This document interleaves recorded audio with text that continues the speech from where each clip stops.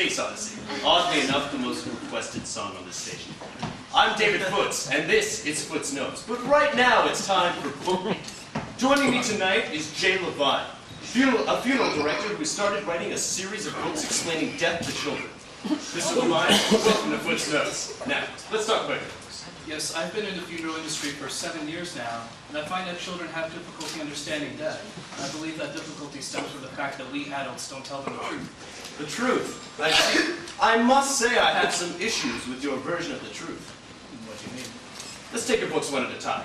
Let's start with Arnie the Apple. My picture book for preschoolers. Yes. This book follows the life of Arnie the Apple. He starts as a bud, then grows, swells, and ripens on the tree. Then he falls to the ground, and he rots. And he rots, and he rots, and he rots. Yes. He rots for 15 pages. Yes, would rot. I realize that. Of course, it's a metaphor for life and death. Oh, I know. But what this metaphor tells me is that when you die, you rot. Well, you do. It's a little rough, isn't it? I mean, why not have a new apple tree grow from where Arnie fell? Well, I wouldn't want to mislead the children. Excuse me? That would suggest that there's an afterlife. Oh, you don't believe in an afterlife? No, I'm atheist.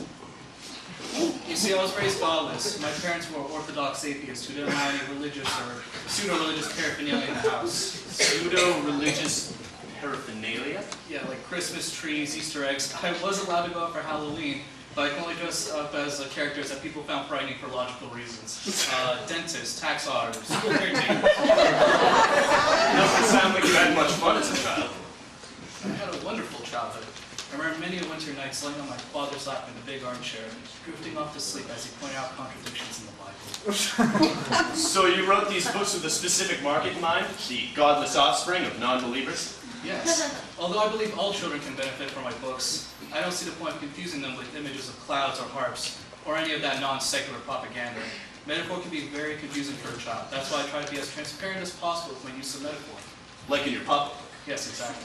Let's talk about your pop book. It's called A Different Kind of Sleep. He goes to sleep each night and dreams of chasing squirrels. Yes, and you represent his dreams with pop-up illustrations. Very nice. Thank you. Then one day, Fluffy drinks some bleach and has a different kind of sleep. No pop-up squirrels. Nothing pops up after page 8. I was trying to suggest that death is a dream of sleep from which you never wake. I think you succeeded. Let's talk about your easy reader book, Billy and the Baseball. This is a book for young boys who like sports. Is it really? Billy goes out onto the road and is hit by a car. He dies in the hospital and then he's cremated.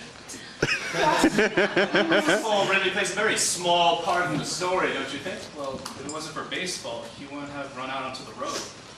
And at the end, his father hangs his ball cap on the urn. It's so horrifyingly dark and cruel. You have pictures of his body burning in an oven. I don't think it's cruel. And by the way, I don't use the word oven. I use the word retort chamber. That hardly softens the blow. Well, it's the truth. Would you rather have your child grow up in a world of truth or a world of lies? Some lies are fun.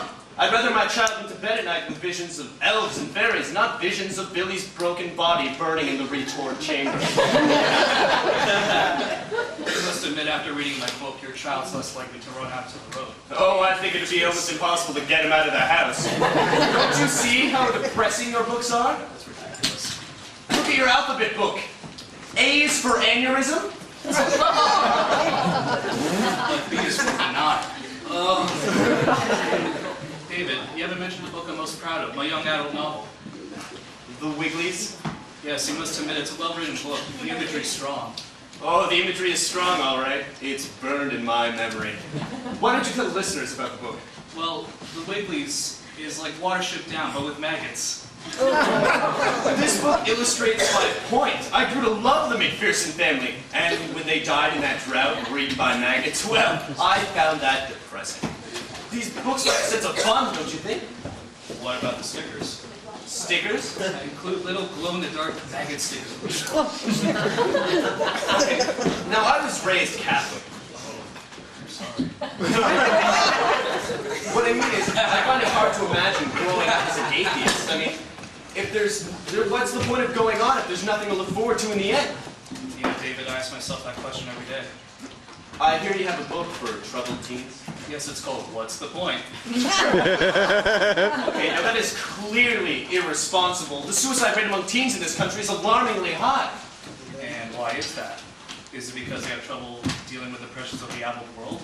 In my book, I try to alleviate those stresses by having them ask themselves one question when they're faced with a tough decision. And that question is, what's the point?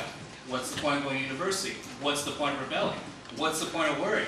It all means nothing in the end because there's nothing in the end. Well, that's all the time we have. You see what I mean? I'd like to thank my guest, atheist funeral director turned children's author, Jay Levine. Join me tomorrow night where we'll continue our examination of the use of metaphor in popular music with a look at British supergroup Pink Floyd. Were they singing about the inability of post-war parents to understand the needs and concerns of their acid-dropping children, or were they just singing about a wall? I'm David Foots. This is my Foots Notes. Local breaking news. Gorillas have just taken over this radio station.